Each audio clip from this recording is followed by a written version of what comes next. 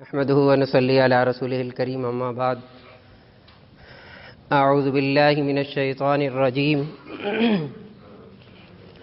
بسم الله الرحمن الرحيم قل ان كنتم تحبون الله فاتبعوني يحببكم الله ويغفر لكم ذنوبكم والله غفور رحيم صدق الله العظيم۔ محترم سامعین کرام، السلام علیکم ورحمۃ اللہ وبرکاتہ۔ وعلیکم السلام ورحمۃ اللہ وبرکاتہ۔ گزشتہ کئی جمعوں میں یہ بات عرض کر رہا تھا کہ وہ کون سی ایسی باتیں ہیں جو ہمیں اللہ اور اس کے رسول صلی اللہ علیہ وسلم نے بتلائی ہیں کہ جن پر ہم عمل کر لیں تو ہماری نیکیوں میں اضافہ ہو جائے گا اور آخرت میں انشاءاللہ نجات کا ذریعہ بنیں گی۔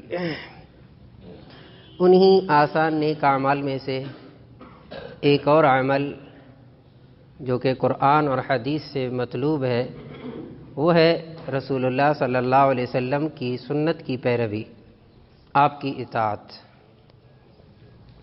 وہ سنتیں رسول اللہ صلی اللہ علیہ وسلم کی اور وہ مسنون اعمال جو رسول اللہ صلی اللہ علیہ وسلم نے کیے اور صحابہ کرام رضی اللہ تعالی عنہم اجمعین نے دیکھا اور اسی طرح اپنی زندگی کو ڈھالا، اور یہی مقصود ہے اس امت سے اور یہی مقصود ہے مسلمان سے۔ ایک بات عرض کروں گا کہ دین اسلام کے اندر ایک واحد چیز ہے سنت رسول اللہ صلی اللہ علیہ وسلم جو ایک مسلمان کو کافر سے چھانٹے گی۔ میں پھر اپنا جملہ دہراؤں گا، دین اسلام کے اندر ایک ایسی چیز جو کسی مسلمان کو کافر سے چھانٹے، وہ واحد چیز ہے سنت رسول اللہ صلی اللہ علیہ وسلم۔ کیوں کہ رسول اللہ صلی اللہ علیہ وسلم کو اللہ تعالیٰ نے کامل و اکمل بنا کے بھیجا، کامل و اکمل، اور صرف وہ کامل و اکمل بن کے نہیں آئے بلکہ امت کے لیے یہ حکم دے دیا کہ یہ ہے تمہارے لیے آئیڈیل شخصیت، بس پیروی کرنی ہے، اطاعت کرنی ہے، کسی کو دیکھ کے چلنا ہے، کسی کی طرح بننا ہے، تو وہ ایک ہی ہستی ہیں، محمد الرسول اللہ صلی اللہ علیہ وسلم۔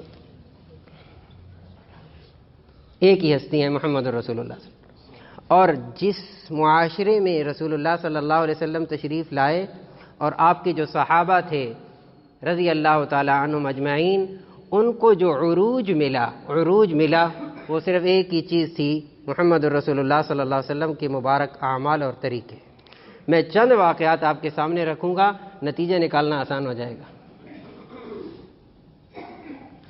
وہ سنتیں رسول اللہ صلی اللہ علیہ وسلم کی، وہ سنن اعمال رسول اللہ صلی اللہ علیہ وسلم کی جن پر بظاہر ہم یہ سمجھتے ہیں کہ کوئی بات نہیں، صحابہ اس پہ جان دینے کے لیے تیار ہو گئے تھے۔ صحابی رسول کے لیے صرف اتنی سی بات ہوتی تھی کہ یہ سرور کونین صلی اللہ علیہ وسلم نے یہ کام کیا، ایسے کیا سو میں نے ایسے کیا۔ سورۃ الحشر کی آیت نمبر 7، ما آتاکم الرسول فخذوہ، جو کچھ رسول تمہیں دے لے لو، وما نہاکم عنہ فانتہوا، جس سے تمہیں روکے رک جاؤ۔ کتنی سادہ سی بات ہے، آسان سی بات ہے۔ فلاں یہ کہتا ہے، فلاں یوں کرتا ہے، فلاں نے یہ لکھا ہے، سب کو ایک طرف کرے۔ محمد عربی صلی اللہ علیہ وسلم ہمارے لیے نمونہ حیات ہے۔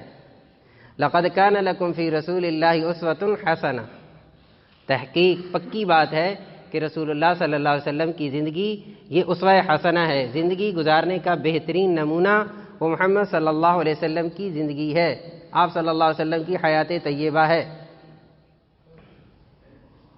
چنانچہ میں مشہور واقعات آپ کے سامنے رکھوں گا، مشہور واقعات۔ آپ کھانا کھا رہے، آپ کے ایک صاحب کھانا کھا رہے، بائیں ہاتھ سے کھانا شروع کر دیا،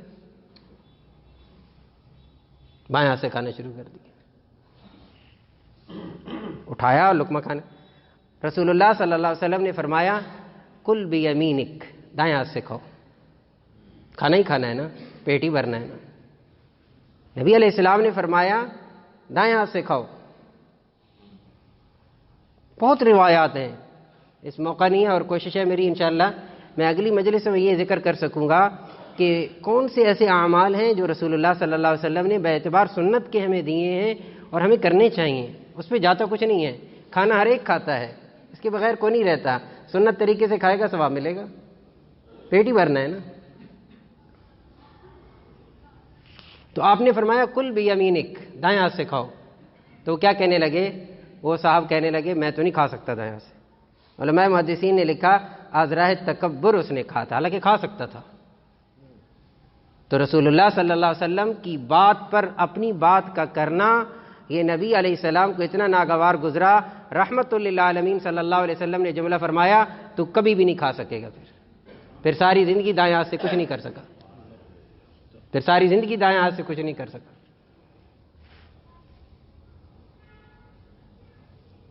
ہم عادت تو ڈالیں کہ یہ وہ کام تھا دائیں ہاتھ سے کھانے والا کہ جس کے لیے ایک صاحب کے انکار پر نبی علیہ الصلوۃ والسلام نے جو جملہ ارشاد فرمایا اس کے بعد اس کا ہاتھ نہیں ہل سکا،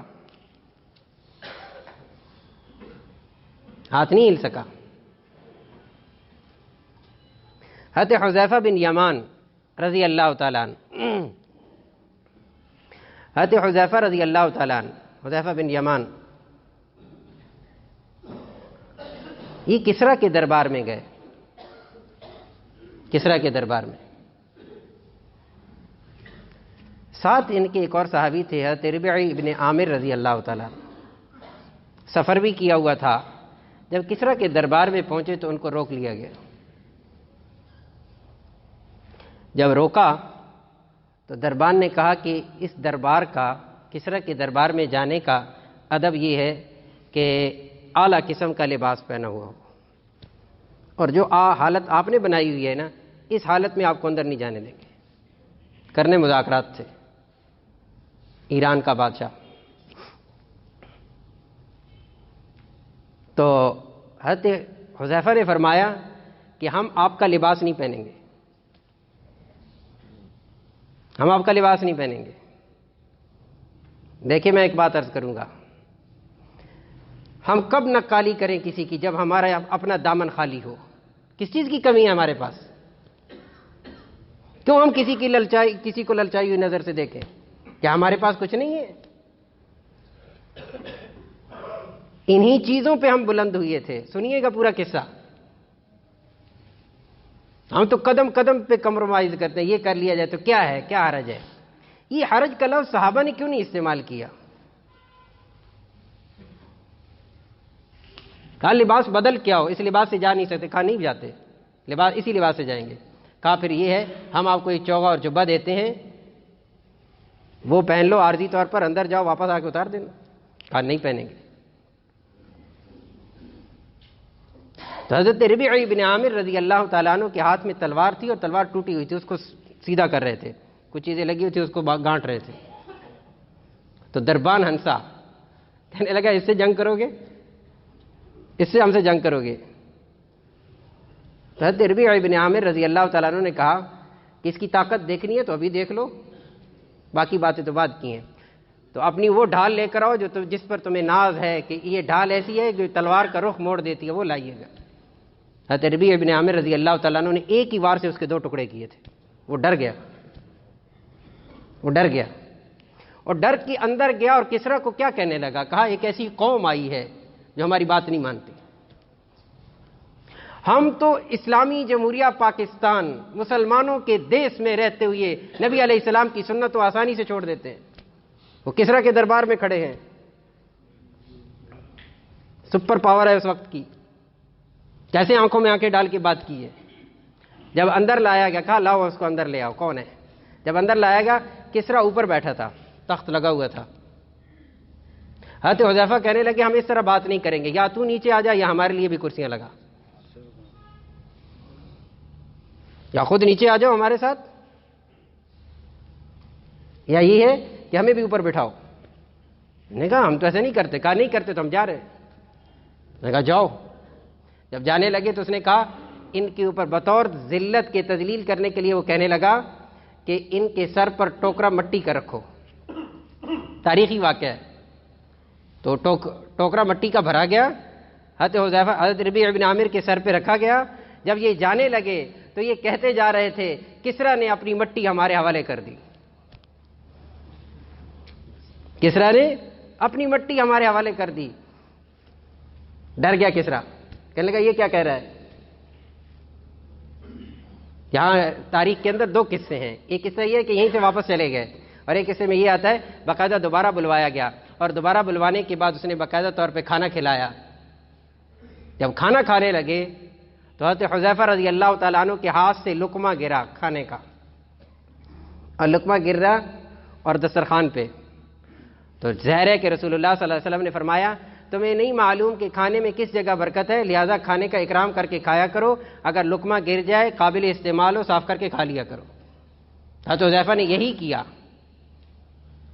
ساتھ بیٹھے ایک بندے نے کونی ماری اور کہنے لگے پتہ ہے کہاں بیٹھے ہو اور حرکت کیا کر رہے ہو, پتہ کہاں بیٹھے ہو, کسریٰ کا دربار ہے اور حرکت کیا کر رہے ہو کہ نیچے سے پڑا ہوا لقمہ اٹھا کے کھا رہے ہو. قربان جاؤں حضرت حذیفہ رضی اللہ تعالیٰ عنہ پہ کیا جملہ ارشاد فرما گئے, اترکو لسنت رسول اللہ صلی اللہ علیہ وسلم اہؤلاء الحمقاء, میں ان احمقوں کی وجہ سے میں اپنی آقا کی سنت کو چھوڑ دوں. اترکو لسنت رسول اللہ صلی اللہ علیہ وسلم اہؤلاء الحمقاء, کسریٰ کو کہا ان احمقوں کی وجہ سے میں آقا کی سنت کو چھوڑ دوں. تیسرا واقعہ صلح حدیبیہ کے موقع کا, حضرت عثمان غنی رضی اللہ تعالیٰ عنہ رسول اللہ صلی اللہ علیہ وسلم نے بھیجا مشورے کے لیے, وہاں مذاکرات کے لیے کفار مکہ کے پاس. چچا زاد بھائیوں کے یہاں ٹھہرے. صبح جب میٹنگ تھی جانے لگے تو حضرت عثمان غنی رضی اللہ تعالیٰ عنہ کا ازار جو تہبند باندھی ہوئی تھی وہ نصف پنڈلی تک تھی, آدھی پنڈلی. پنڈلی کہتے ہیں گھٹنے سے لے کر ٹخنے کے درمیان کی جگہ کو, اس کا ہاف کر دیا جائے وہاں تک رکھی تھی حضرت عثمان غنی رضی اللہ تعالیٰ عنہ. تو جب چلے, بخاری شریف کی روایت ہے, جب چلے تو ان کے چچا زاد بھائیوں نے کہا یہاں کا رواج یہ نہیں ہے جس رواج سے آپ جا رہے ہو, رواج یہ ہے کہ اس کو نیچے کرو یہاں تک کہ ٹخنے سے بھی نیچے آ جائے ازار. تو ان کا نہیں, یہ تو نہیں ہو سکتا. چلتے رہے, جب تھوڑا سا اور آگے گئے نا تو وہ پھر رکے گئے چچا زاد بھائی, کہنے لگے یار تیری مہربانی تھوڑا سا نیچے کر لو. کہا نہیں کروں گا. پھر چلے, پھر کہا, جب تیسری مرتبہ کہا تو اس وقت حضرت عثمان غنی رضی اللہ تعالیٰ عنہ نے فرمایا میں نے اپنے آقا صلی اللہ علیہ وسلم کی ازار اسی طرح دیکھی تھی, عثمان کی جرت نہیں ہے کہ اب نیچے کرے. اس لیے شمائل ترمذی کے اندر روایت موجود ہے کہ رسول اللہ صلی اللہ علیہ وسلم نے ایک صحابی کو کہا, وہ جا رہے تھے, چل رہے تھے, اور ان کی تہبند جو پہنا ہوا تھا ازار وہ نیچے زمین پہ لگ رہا تھا. آپ نے فرمایا اس کو اوپر اٹھاؤ, ٹخنوں سے اوپر کرو. سنیے گا ذرا. تو وہ کہنے لگے صحابی یا رسول اللہ یہ پرانی چادر ہے, اگر نیچے گھسٹ بھی جائے گی خراب بھی ہو جائے گی تو کوئی حرج کی بات نہیں ہے. اب اگلا جملہ سنیے گا جو رسول اللہ صلی اللہ علیہ وسلم نے اس صحابی کو فرمایا, شمائل ترمذی میں موجود ہے. آپ نے فرمایا کیا تمہارے لیے میری زندگی میں کوئی نمونہ نہیں ہے, میری زندگی تمہارے لیے کوئی نمونہ نہیں ہے, جو میں کر رہا ہوں وہ تم کیوں نہیں کرتے. سارے دلائل ایک طرف رہ جاتے ہیں, ساری باتیں ایک طرف رہ جاتی ہیں. اس صحابی کو رسول اللہ صلی اللہ علیہ وسلم اس بات پہ لائے ہیں کہ جو تم نے ازار پہنی ہوئی ہے یہ ایسی ہونی چاہیے جیسی محمد الرسول اللہ صلی اللہ علیہ وسلم کی ہے.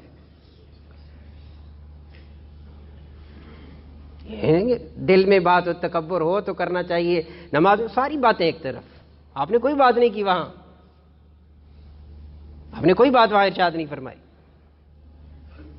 اور کتنی سخت روایت ہے, آپ نے فرمایا جو حصہ ڈھکا ہوا ہوگا مردوں کے لیے حکم ہے, وہ جہنم میں جائے گا. اور تکبر کی علامت بیان فرمائی. بظاہر تو ایسا عمل نہیں ہے, لیکن اس پر کتنا رسول اللہ صلی اللہ علیہ وسلم نے اس کو کیا. سیدنا علی المرتضیٰ رضی اللہ تعالیٰ عنہ, اگلا واقعہ, سیدنا علی رضی اللہ تعالیٰ عنہ سواری پر سوار ہونے لگے، سبحان اللہ، بسم اللہ پڑھی، سبحان اللہ کہا، الحمدللہ کہا، پھر دعا پڑھی، سبحان الذی سخر لنا ھذا وما كنا له مقرنین وانا الی ربنا لمنقلبون، پھر اس کے بعد ایک دعا پڑھی، اللہم انی ظلمت نفسی فاغفر لی فانہ لا یغفر الذنوب الا انت فاغفر لی انہ غفور رحیم، اس قسم کے الفاظ. پھر اس کے بعد مسکرائے، جیسے ہنستا ہے بندہ، مسکرائے. مسکرانے تو وہ جو دیکھ رہے تھے انہوں نے سوال کیا کہ حضرت علی رضی اللہ تعالیٰ عنہ سے آپ نے ایسا، آپ مسکرائے کیوں؟ چلیں باقی باتیں تو ٹھیک ہے کہ اچھے کلمات ہیں پڑھ لینے چاہیے، لیکن وہ سوال کرنے والے نے سوال کیا کہ آپ کیوں مسکرائے؟ سیدنا علی رضی اللہ تعالیٰ عنہ کا جواب یہ تھا کہ بالکل اسی طرح رسول اللہ صلی اللہ علیہ وسلم سواری پہ سوار ہوئے جیسے میں سوار ہوا، آپ بھی مسکرائے تو میں مسکرائے، آپ مسکرائے اس موقع پر تو میں بھی مسکرایا. اب اگلی بات یہ فرماتے ہیں کہ میں نے پوچھا رسول اللہ صلی اللہ علیہ وسلم سے، اے اللہ کے رسول آپ کیوں مسکرائے؟ تو حضرت رسول اللہ صلی اللہ علیہ وسلم نے فرمایا کہ اللہ رب العزت کے سامنے جب بندہ اپنے گناہوں کی معافی مانگتا ہے اور کہتا ہے اے اللہ میرے گناہوں کو معاف فرما دے، تو اللہ رب العزت مسکراتے ہیں اور فرماتے ہیں کہ کیا میرے بندے کو پتہ ہے کہ اس کے گناہوں کو میرے علاوہ کوئی بخشنے والا نہیں ہے؟ تو اس پر میں بھی مسکرایا تھا. یوں چلی ہے لڑی، یوں آئی پورے کی پوری بات. سیدنا عمر بن خطاب رضی اللہ تعالیٰ عنہ کرتا پہنا، قمیص، جب یہاں تک پہنچی سینے تک تو دعا پڑھی، اور دعا پڑھنے کے بعد فرمایا کہ رسول اللہ صلی اللہ علیہ وسلم نے اسی طرح کیا جیسے میں نے کیا، کہ یہاں تک جب پہنچی کرتا یہاں تک پہنچا تو آپ نے دعا پڑھی. اور اگلی بات یہ ارشاد فرمائی کہ رسول اللہ صلی اللہ علیہ وسلم نے یہ بات بھی ارشاد فرمائی تھی کہ اگر، سنیے گا غور سے، کہ اگر کسی بندے نے نیا کپڑا پہنا اور جو پرانا کپڑا تھا وہ کسی غریب کو دے دیا، کسی غریب کو دے دیا، تو جب تک اس کے بدن پر رہے گا، بلکہ حدیث مبارکہ کے الفاظ کا ترجمہ ہے جب تک اس کے کپڑوں میں سے ایک دھاگا بھی اس پر رہے گا تو اللہ رب العزت اس بندے کی بخشش فرماتے رہیں گے، اس کے نامہ اعمال میں نیکی بھی لکھی جاتی رہے گی. اور آخری بات میں عرض کروں گا، سارے صحابہ رضی اللہ تعالیٰ عنہ مجمعین رسول اللہ صلی اللہ علیہ وسلم کی پوری اتباع کرنے والے، لیکن ان سب میں جو لقب مشہور ہوا ہے کہ سب سے زیادہ جس نے سنت کی پیروی کی ہے وہ ہے حضرت عبداللہ ابن عمر رضی اللہ تعالیٰ عنہما، حضرت عمر بن خطاب کے بیٹے. ان کا لقب تھا صحابہ میں اتبع بالسنہ، سب سے زیادہ سنت کی پیروی کرتے تھے. کیسے کرتے تھے آپ یقین جانیں، رسول اللہ صلی اللہ علیہ وسلم کی وفات کے بعد یہ حج کے لیے نکلے تو کہتے ہیں یہ مدینہ منورہ سے اس وقت نکلے جب رسول اللہ صلی اللہ علیہ وسلم نکلے تھے، ان راستوں پہ گئے جس راستے پہ رسول اللہ صلی اللہ علیہ وسلم گئے. آپ صلی اللہ علیہ وسلم نے جہاں قیام فرمایا راستے میں وہیں ٹھہرے، جہاں آپ صلی اللہ علیہ وسلم نے پیشاب فرمایا وہیں پیشاب جیسی حاجت بنائی، جہاں جہاں چلتے گئے وہاں سے چلتے گئے، جن مقام پہ رکے وہاں پہ رکتے چلے گئے.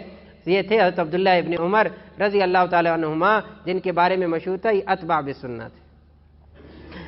ہم مسلمانوں کی، اس لیے امام مالک رحمہ اللہ کا قول یہ ہے کہ سنت رسول اللہ صلی اللہ علیہ وسلم یہ کشتی نوح ہے، یہ نوح علیہ السلام کی کشتی کی طرح ہے سنت، جو اس میں آئے گا کامیاب ہوگا، جو اس کو چھوڑے گا ہلاک ہو جائے گا. اللہ رب العزت ہم سب کو اپنی پوری زندگی کے اندر رسول اللہ صلی اللہ علیہ وسلم کی سنتوں پر عمل کی توفیق نصیب فرمائے.